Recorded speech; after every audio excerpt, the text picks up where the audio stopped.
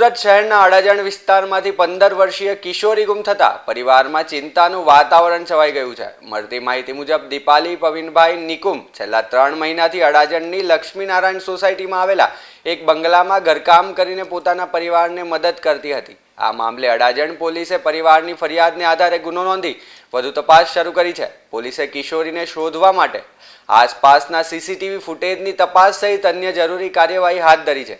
સાથે જ જે કોઈ વ્યક્તિને દીપાલી અંગે કોઈ પણ માહિતી હોય તેમણે તાત્કાલિક અડાજણ પોલીસનો સંપર્ક કરવા પણ અપીલ કરવામાં આવી છે। મારું નામ લક્ષ્મીબેન છે।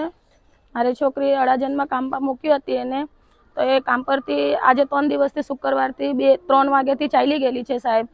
મારી છોકરીને તમે અડાજણમાં રિપોર્ટ લખાવેલી છે, તો એ પોલીસવાળા બધા જાંચ કરીને ગયા, તો એ લોકોએ મને એમ કીધું કે અમે લોકો તાગરી હોદે છે છોકરીને, જેવી અમને જાણ મળે ત્યારે તમને કહી દઈશું અમે। તો આજે 3 દિવસ થઈ ગયા સાહેબ, આટલો ટાઈમ થઈ ગયો, મારી છોકરી મળતી નહોતી। તો હવે અમે જેના સેટના ત્યાં કામ કરતી હતી, ઘર કામ કરતી હતી, સફાઈનું કામ કરતી હતી, ને 2 વર્ષનો છોકરો હતો તેમને રાખેલો હતો, તેને સાચવતી હતી મારી છોકરી।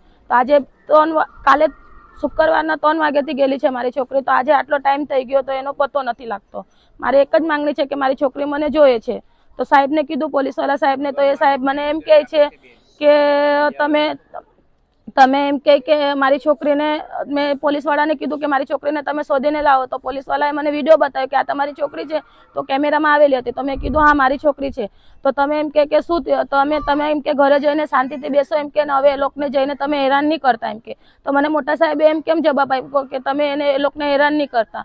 મને એ જાણવું છે, મારી છોકરી મને જોવે છે સાહેબ, બીજું કંઈ નથી જોતું।